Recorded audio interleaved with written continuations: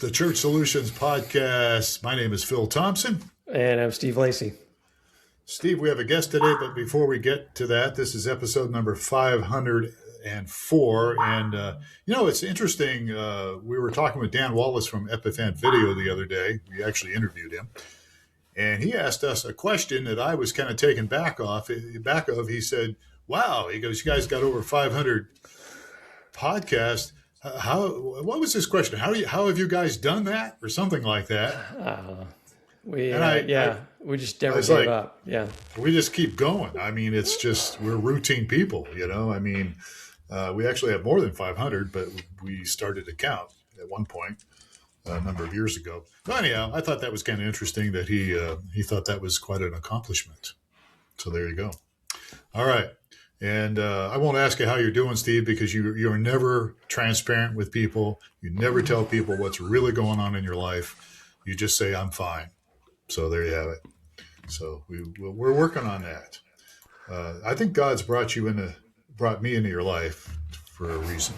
All right. So our next guest, he's silent. Did you mute your microphone? He's silent.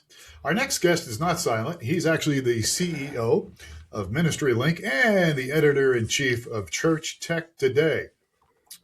He's a story brand certified guide with an MBA from Columbia and a master's in divinity from Princeton. Princeton is an Ivy League school. Did you know that, Steve? They have a pretty decent Columbia basketball. has the same kind of pedigree. So I guess it does. Pedigree guy. Which one has a better basketball team? My undergrad is from Duke, which is it's a basketball pedigree, NCAA pedigree. Yes. All right. So there you go. Arizona's number one right now until they play Houston next week. All right. So this guy, we've had this guy on before, and he's one of my favorite. But he's really an expert when it comes to digital strategy for marketing. He's got a real heart for ministry. And he's a leading expert now with using AI and digital tools, helping churches reach their communities more effectively. So, happy birthday to our next guest, Kenny Jahng. Yes. Happy birthday, Kenny. How old are you? Thank you. I don't even know. I have to take that account here. Every time people ask me that, it's like, after a while, I just know, I'm going to die soon. I'm closer to death than birth. And so it's just one of those things. Yeah, see, you're not being vulnerable either with anybody. All right, so I'm fine. I used to give my mom the hardest time. I'm like, what do you mean you don't know what birthday it is? I mean, I have been I was all of 18 because there was major milestones. And she's like, let me think about it. Who knows? I knew it was Kenny's birthday. Now I'm there. Because I'm there. I follow Kenny. I follow Kenny on Facebook, so I knew it was his birthday. Yes, the obligatory Facebook birthday. That's the only reason I'm on it.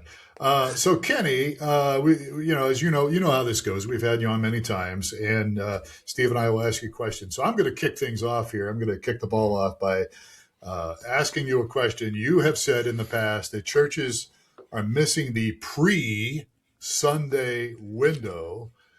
Why is that gap so critical? First of all, what is a pre-Sunday window, and why should I care as a pastor? I think I've said a lot of things, but one of the things I will say is that let's just take your church website. I think your church website mostly, if we went and Googled any church in any given city today, for the most part, is a bait and switch experience. Let's just start off with that type of statement here. That's the soundbite for the episode. And let me explain. Most people who are spiritually curious, and we know from Barna and Pew Research and all these things that we now have a lot more spiritually curious people in the younger generations. As you go down from millennials, Gen Z, even Gen Alpha, we are seeing a rise in church attendance, more in the younger generations than the older generations at this point.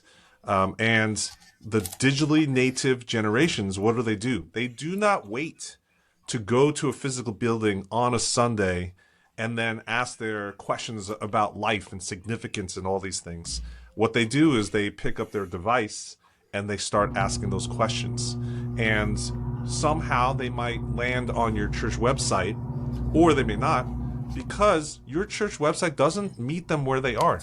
For the most part, church websites do not have deep, sophisticated content that really meets any given query that you might have in Google or Perplexity or wherever you're searching these days. And so I think that this is a huge missed opportunity, that we are now just, it's almost like my rant the other day was saying that your website is basically stealing the model from the timeshare industry, Phil. Basically, it's like, hey, you want the answer to this? You want this great benefit? Great. I'm not going to answer it to you here. You got to come to this building. I'll give you this address at 9 a.m. on Sunday, and then we'll actually give you the big prize. And guess what? Once you get there, what happens? We get you, seat you, lock the doors, turn off the lights, and make you listen to a 90-minute presentation, and you might get a gift bag on the way out. And that just doesn't do it in a you don't get a native bottle of wine. You don't get a bottle of champagne like you would for the timeshare. Maybe a little bit different. But I mean, so the point is that we are not serving our audiences where they are, and that is right there in the moment. And when we are actually in a world where Amazon is going from 2-day delivery to 1-day delivery to same-day delivery to 1-hour delivery in some cities now, that instant gratification expectations is not.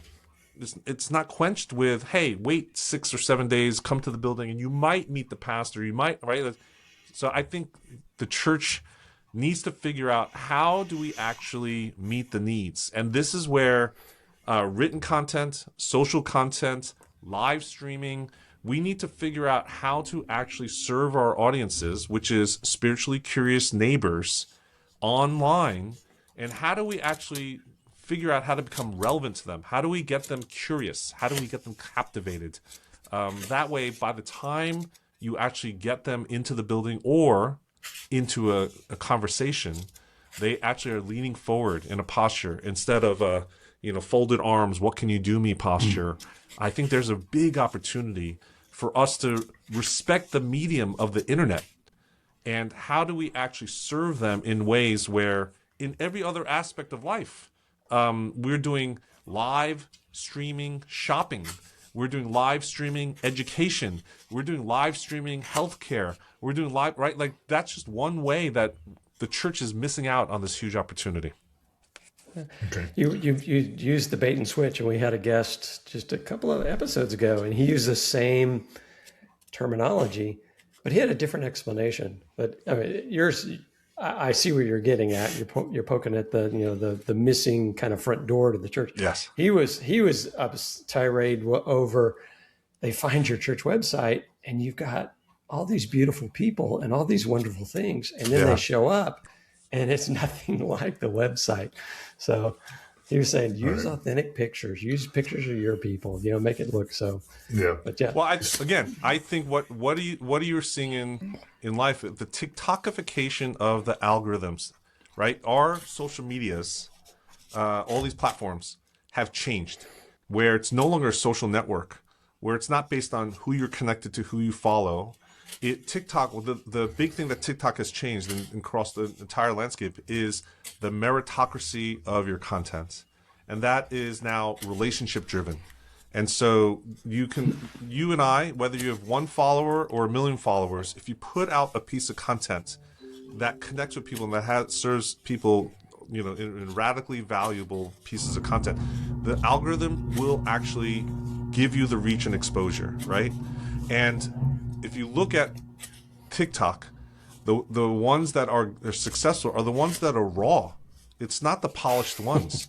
It's the ones that, like, you would be surprised, if you're a millennial, Gen X, etc., you are surprised. Why are these people that are like literally in bed or in the, like they're just putting on their makeup? Like, we would never have done that 10 years ago, right? Put our best foot forward. It's got to brush your teeth, brush your hair, make sure your tie is on, and all that kind of stuff. And today, I think it's the other way around. So I think that gets at what you're saying, Steve, is like, if you're actually transparent and show the staff, the volunteers, your attendees, and have an authentic representation of what does this community look like, so that people feel, I think one of the key things that would work for churches is to put on display things that trigger a thought in a prospective visitor's mind that says, those people look like me. They have similar life stages. They have similar felt needs. They're going through the similar things at me, and they're just trying to find the answers together.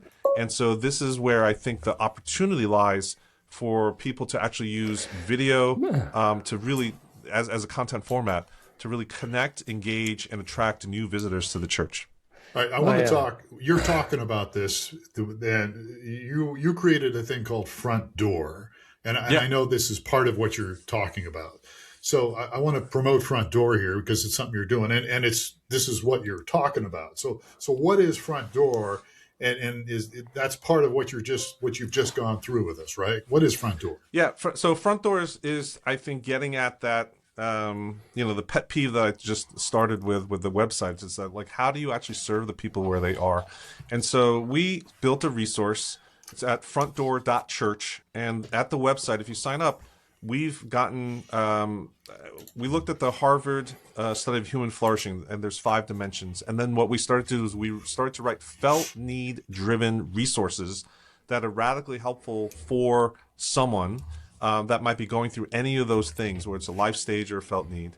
And we basically created these downloadable resources that are completely unbranded, that's helpful for any typical person in any zip code, that churches can then immediately use as their own, publish it on their website, offer it to be downloaded, and then there's like an email sequence that you can start to nurture them and introduce yourself for each of them. So we have, I think, over 60 of them, and the library keeps growing. And the idea is the website is the new front door. Don't wait for them to actually come into your building to introduce yourself and actually be useful. Use the website as the front door to address the felt needs that they have. So one of the popular resources is the 5 conversations you need to have with your kids every day. Or another one is how to fight fairly about finances with your spouse, right? And so these are things that I think are low pressure, non-invasive, but super helpful. And some of them are universal topics for people that are in your neighborhood, where a biblical perspective, right, a biblical worldview of how to address those needs is something that's going to be radically helpful. And hopefully it'll trigger the ideas like, what else do you got, right? Like, what else do you have for me? And have that curiosity of what this church has to offer. So as you were talking earlier, I've got a real life testimony to what you were saying with my wife as an example. She is kind of a fitness guru and has a following on social media, Instagram primarily. So she's got a bunch of people on there, but she just had a post that she told me this morning, because I'm at 2.2 million. And it was just exactly what you were saying. It wasn't the all dolled up makeup thing. She did a thing on crepey skin when you get older, and just showed that she's got a little crepey skin, even though she looks great. But, and so it went berserk. She's like, why is this post going crazy when all my other posts, they do good, but they don't do, they're not doing over 2 million views. Yes. So anyway, I was just really resonating with what you were saying about the authenticity piece of this thing. So back to the front door. So let me make sure I understand the model correctly. So the churches can use some of that content, and they would put that on their website, so that when my son is querying, how do I argue fairly about finances with my wife, or I'm having a real challenge with that, church's content website will show up and go, oh, these guys might have some. Is that the model? Yeah, the content will take them to that site. Yeah, if you are a church communicator listening, if you're dabbling at all in paid advertising to drive traffic, you know that over the last 5-10 years, all the platforms have slowly or quickly removed the variables of religious targeting. So you can't explicitly search for and target people that are interested in the Bible or Jesus or Christianity, or even influential figures that are attached to it. It's like Rick Warren. You used to be able to target people who are interested in purpose-driven life, right? So if you're somebody who hasn't gone to church and you picked up this book, what's the purpose of life? Because Rick Warren has that book. You could target those people that are in your zip code. You can't do that anymore. And so the other thing is, how do you actually get to them now? And felt needs that are adjacent or where biblical worldview solutions would be actually radically helpful for them is a strategy that is very effective in doing that. Now, it is a little bit further down the line, or top of the funnel, as we call it, if you're a marketing nerd, right? It's not immediately where they're trying to find a church that day. But I think in today's world, and this is where video especially and all these form factors really is helpful, is that your objective in church marketing today is to get someone to a coffee, not to the church, right? That should be the objective. How do you engage them in conversation versus how do you get them to get into the seat of listening to a sermon, which may not be anywhat related to what they need or are going through today, right? Your sermon series today is something based on your own, your calendar of content, not responsive to what any unique individual is going through at that moment. And so this is where the long tail of content, your site now has the ability to publish tons of stuff that will throw more hooks in the water, and then get them to a conversation, whether it's a pastor, staff, or volunteers that are able to then engage with those types of incoming queries. I think is the new frontier. That's the new front door. All right. I would assume that, as you're talking here, I'm thinking church blog would be a much more important thing going after this model, so that I would have, and if I'm writing the blog, I'm not repeating my sermon for the week, but I'm, kind of delving deeper into life and having that sort of thing. I don't know. That's kind of something that triggered with me. I would think that the importance of a blog with the church would be important as we move into this model. What are your thoughts absolutely. there? I think the other thing to talk about blogs, right? Blogs are back because SEO is something you always want to go after, but they have different words: AEO, LLM, right?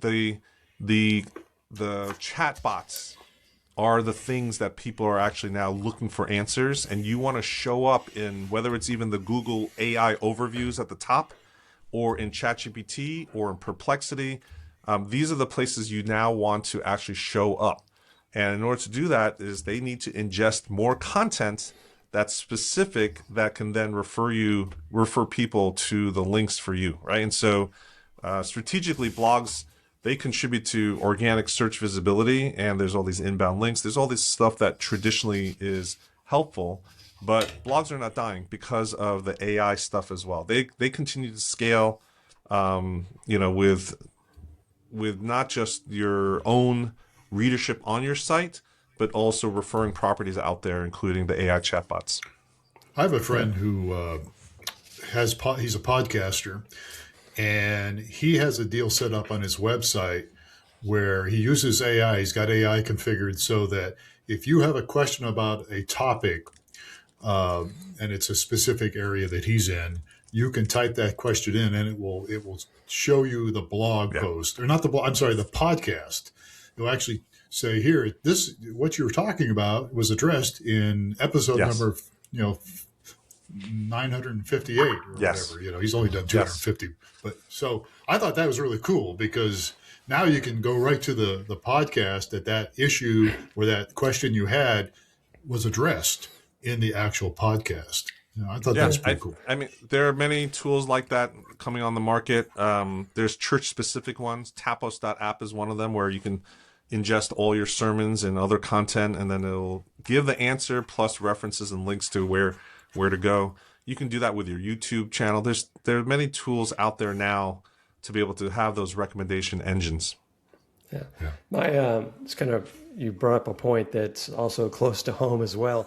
I've got a son that has a side business, and for many years he has been pumping $200 into Google every day, and it was giving him an ROI. And it was where he would get customers for his business out of that. And I just recently asked him, I go, "You still doing the same level of budget?" And he goes, "No." And I go, "Why not?" And he goes, "Because now, rather than listing his sites or the paid advertising sites, people read the Gemini response, Yeah.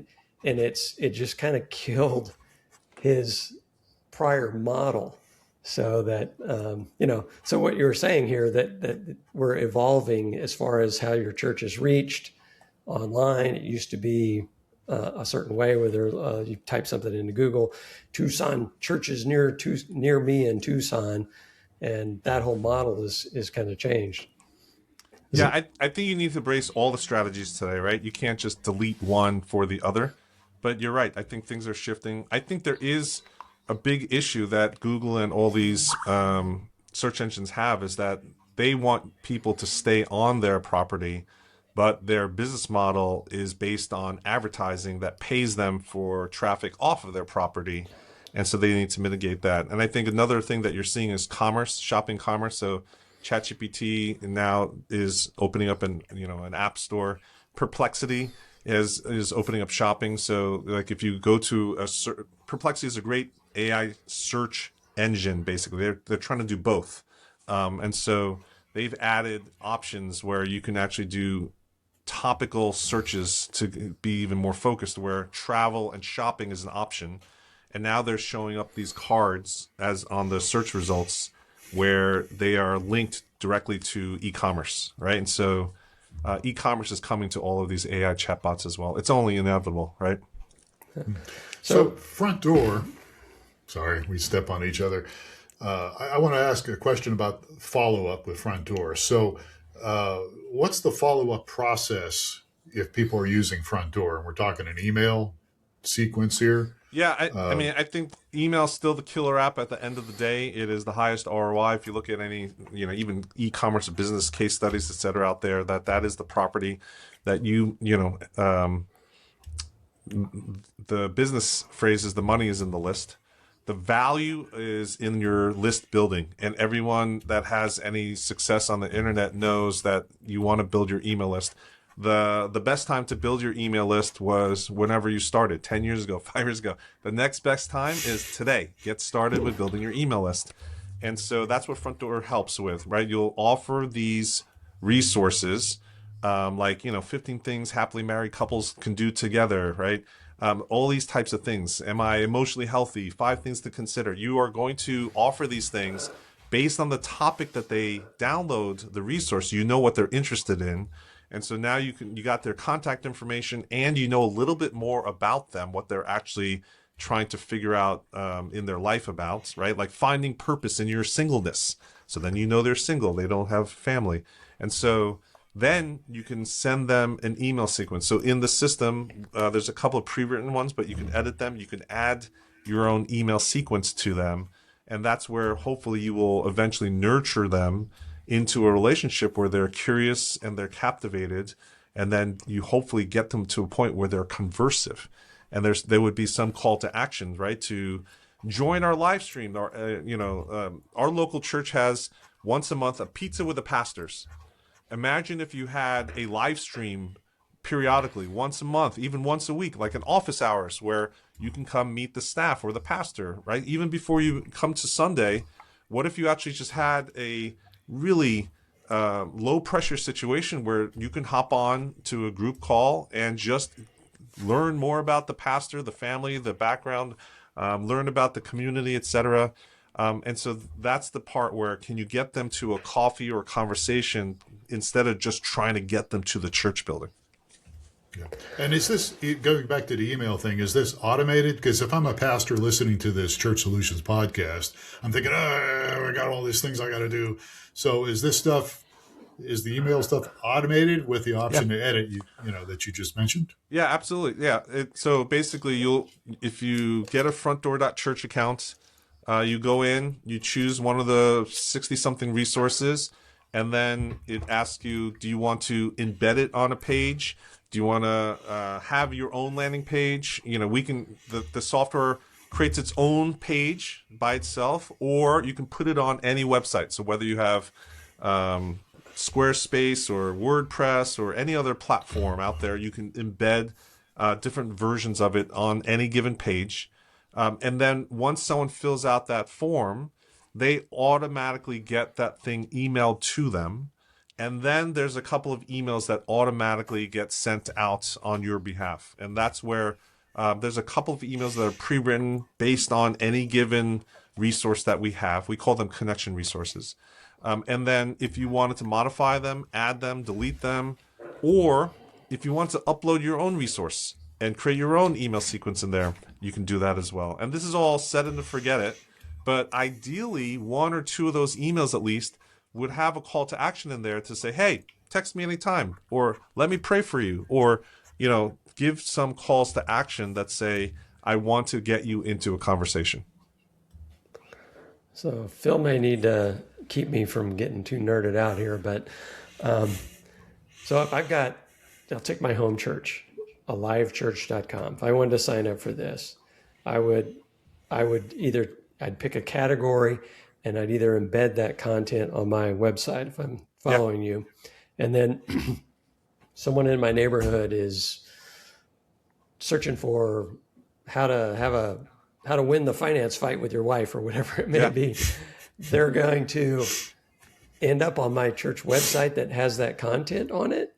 Yeah. So, okay.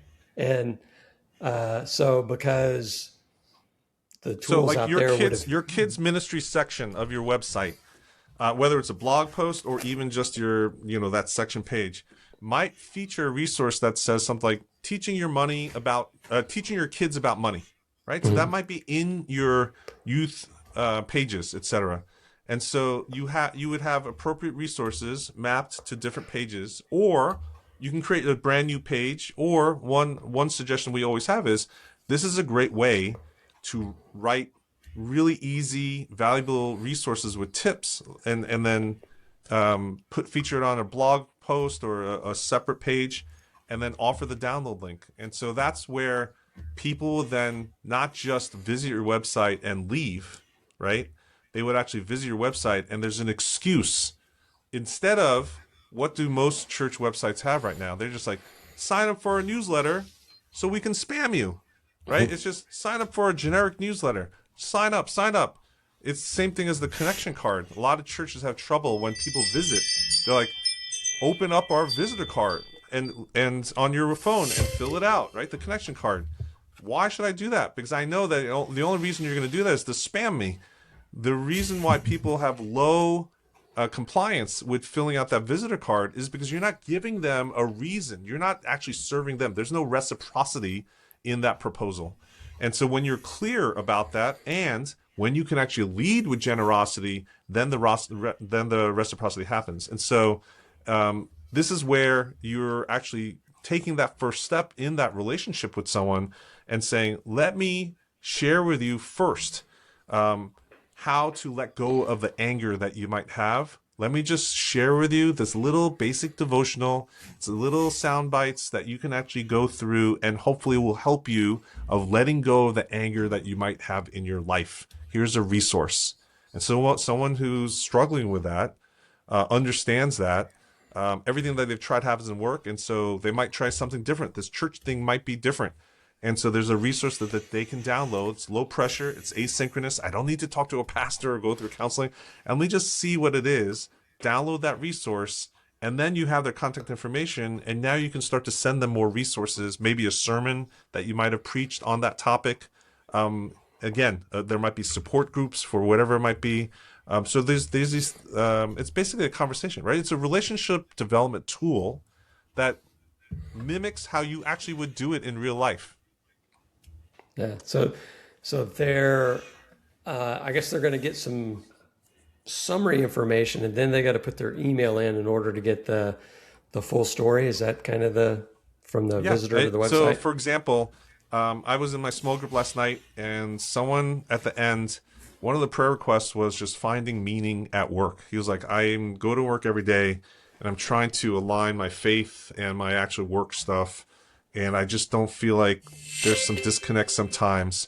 And so there's actually a resource that we have called Finding Meaning at Work. We spend so much time getting work done, but how do we make sure that we're continuing to find our purpose in it and our joy in what we do? But you also don't want to tie our identity just to our work, right? And so there's a resource that you can download and read. This would be something perfect for someone. If someone's a new visitor or someone that's a friend, you can refer to them, right? If he was my friend that I met at Starbucks, I can say, you know what, on our church's website, there's actually a good resource. You might want to download that and read it. It's a very easy read. It takes like 5-10 minutes. But then once you download that, I'll send you the link, and then we can have a coffee afterwards and talk about it. And so in that resource, we actually have some questions to contemplate, right? Some open prompts to help them consider how do you find the meaning in the work? Why certain mindsets really matter. There's some biblical worldview stuff in there. Setting the goals. You want to break the monotony. You want to actually build some milestones to have progress. And so it's actually helpful. It's hopefully productive for them. And the idea is that once you serve them, then they will say, what else do you have? Right? It's kind of like a Costco sample, but from Jesus. I like that example. All right, so we're going to need to wrap this up. Steve, did you have any more? Those weren't nerdy questions. Those are very practical questions you asked. I restrained myself because I was going to get into. But Steve, I think your questions are very common and normal, largely because in the church communication space, most churches and pastors are not thinking this way. They're thinking of the website as a bulletin board or just a directional sign. They're not thinking of it as an actual third space to meet someone where they are and to start the conversation there. And so this is where, again, I think it seems intuitive and simple once you start to get into this world. But treating your website as the new front door is both... it's fun, it's inspirational, it's revolutionary once you start to really understand the power of meeting people where they are, and that is on their devices once they get to your website. All right. So I have a question for you, Kenny, but before I ask the question, where do people go to learn more about this? Sure. It's pretty easy. It's www.frontdoor.church. If you go to the website there, you'll get all the information. There's there's examples, there's a demo website, there's all this stuff that you can see what it looks like, it's the best way to get started. All right. So there's numbers. We mentioned this at the beginning of the podcast. You mentioned it. Younger people seem to be showing up at church more so than they have been. Yes. Now, I unlike you guys, I'll tell you I'm old, okay? And I'm vulnerable. I'm just going to be completely honest with people. I'm going to be 68. So I was part of the Jesus movement, the tail end of it in the 70s. So I've seen kind of these things. But Kenny, you've been around the block a few times. Why do you think younger people are suddenly, maybe not suddenly, but why is there an increase in number of people showing up at churches now? What's your thoughts? Why? Yeah, so I was just talking about some young people. I think they are really becoming a little bit more self-aware of the almost like instability of culture and society today. There's a lot more fractionalization happening. Technology, AI, the pace of innovation is increasing, right? We talk about the velocity of innovation today. And that all drives toward, I think, a hunger for meaning and actually hope. Right. And so we know that this big grand experiment we called social media probably was not good for humanity. It generated a lot more FOMO than we wanted to. And then this AI experiment, if we don't have more Christians and conversations from a biblical worldview, I think it's contributing to the next word of the day. If Sesame Street had a word of the day, it would be not FOMO. The new word of the day is FOLO, fear of looming obsolescence. And so this hunger for meaning and hope is real. You have anxiety and depression, and you're seeing the news, instantaneous global news and TikTokification, everything. It brings the disasters and cultural chaos much closer to you than you think. And so people want a belonging and they want community. And that's where I think the loneliness of what the algorithms have produced loneliness, and that has driven spiritual curiosity. People want, especially the younger people, want to be in places that they can be seen, they can be known, and they can be supported in their own personhood. And the only outlet in the public square is the church. And that's our hope, right? Is that our institutions, our ministries, can we offer genuine relationships? Can we offer mentoring? Can we offer these communities so that we take advantage of the attendance that's rising among these young adults? Yeah. I've always said it, and relationships are the key. They're the key to life, the key to everything. Key to Christianity is relationships. And I think the front door, what you're talking about here with the front door, is a way, again, to help hopefully connect with some people and start creating some relationships. That's what it seems like to me. Yes, Okay. absolutely. Steve, last word? It's just kind of funny you trigger these things. At our church, we have a little pre-service with all the volunteer kind of thing, and they talk about people coming to the church, and they say they need to be noticed, known, and loved. Yes. So it's just right in line with what you're talking about. So Yes. I've been hearing that for 6 months or so at our church. So noticed, known, and loved. So. All right. So Kenny Jahng has been our guest again, one of my favorite guests for the Church Solutions podcast. And you can go to frontdoor.church. I got that right. Am I? Yep. Am I right on that? Frontdoor.church. And again, I think this is one of the things where whether or not you use this tool, this is a great conversation to have with your internal teams and staff. Not just our website. Where else, what surface area of our church and ministry can we actually surface the felt needs and help drive more conversations and not worry so much on the immediate conversion in our communities? Yeah, I think you're absolutely right on that. Okay, good deal. All right, so if you have any questions for Kenny, you can go there, I guess. And there's probably a way that you can reach out to Kenny on that website. Or you can always reach out to us at streamingchurch.tv. That's one of our products. And if we can help you with anything, please let us know. If you haven't subscribed to the Church Solutions podcast, we'll do so and give us a rating. We'd love to hear from you and get some feedback. So Kenny, hang around here for a moment, but I'm going to wish everybody a good day. Thanks for being a part of our Church Solutions podcast today. Thanks for listening or watching, whatever platform you're on. Please take care of yourself and each other, and we will catch you again on another episode.